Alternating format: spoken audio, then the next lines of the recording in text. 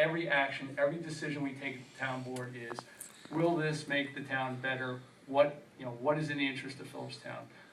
So that is the fundamental reason I'm running. The other reason is I enjoy it. I enjoy the engagement with the public. I enjoy interacting with the public. I still enjoy it, even though it's been a trying couple of years. Anyone who's followed the zoning and things like that, they know that it's been contentious, but it's been a great opportunity. It's a privilege to serve this town. It really is. This is a great town.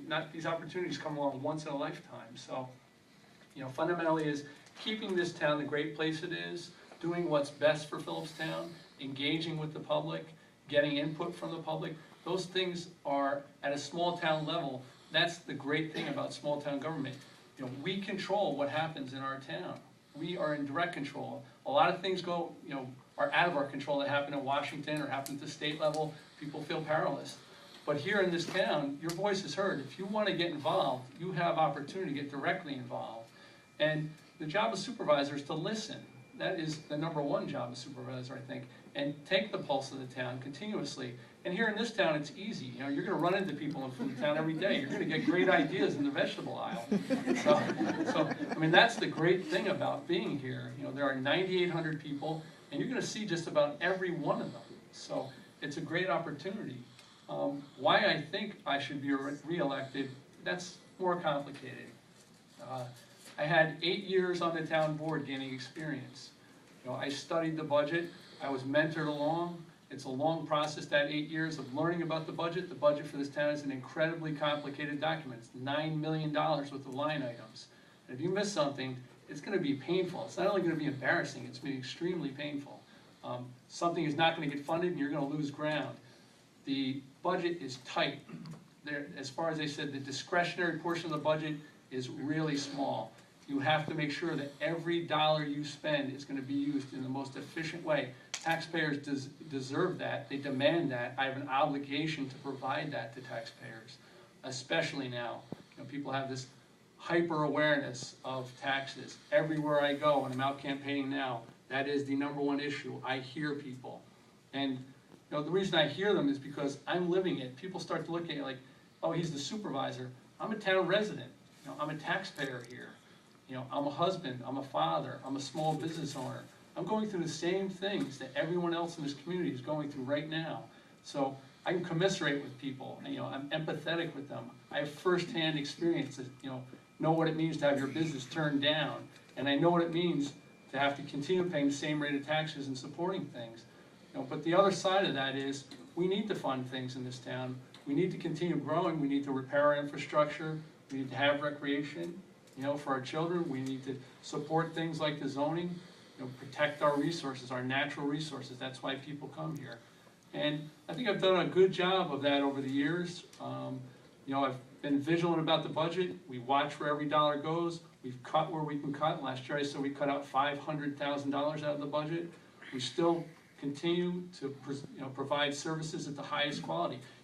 People didn't notice any drop in service this year. The highway department's still out there fixing roads. Our emergency service providers are still going out there and providing that service, putting out fires, pulling people out of wrecks.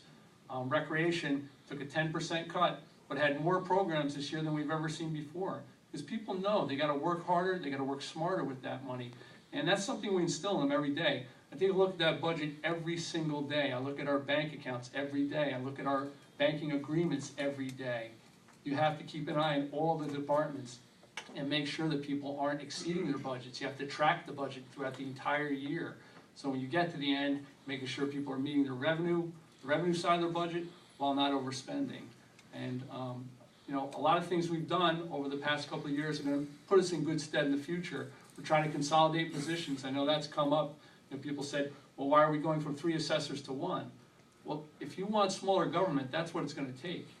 We don't need 3 assessors right now. We need 1 assessor and a data collector. With that comes 3 benefit packages, 3 retirements. Now, someone in this town can get a job at 25, step out at 55, and by the state of New York law, you got to pick them up forever. So you're tied to that. So if we can go from 3 positions to 1, that's going to become an institutionalized savings in the budget. That's going to help us long term. And it's long term thinking like that that's going to make it more affordable here and keep young people here. the town taxes are relatively low, and people say, oh, I don't want to hear about the taxes, but, the town taxes here are lower than in a lot of places. The increases we've seen over there over the years are a lot lower than any other town in this county, and that comes through vigilance. So, as far as things like passing the zoning, that was a big battle, and it took 5 years. It took the largest meetings we've ever had, meeting with 400 people in an auditorium, with a lot of opinions and a lot of fire. It took sitting down with 80 people individually, one-on-one, for 30 minutes at a time. But in the end, we came to a point of consensus, and it was worth every minute of it, because we got great input. We started out with one document, and we ended up with a document that was greatly changed. It was improved, it was better, because we have so many smart, concerned people in this town that were willing to contribute to that document. And that document, of anything that I've done, I'm most proud of, because that's going to be the thing that preserves the natural resources in this town, and the natural resources are the things that brings people here. That's the thing that protects public health, protects our children, clean drinking water, open spaces, while at the same time respecting the rights of business owners and controlling growth. Being smart about the amount of growth that you have in your town. Not restricting people's rights, but controlling things so we don't have an explosive growth and the school's impacted and your taxes go up. So those are a couple of things. I don't want to go on too long, but I think I've shown a record of accomplishment.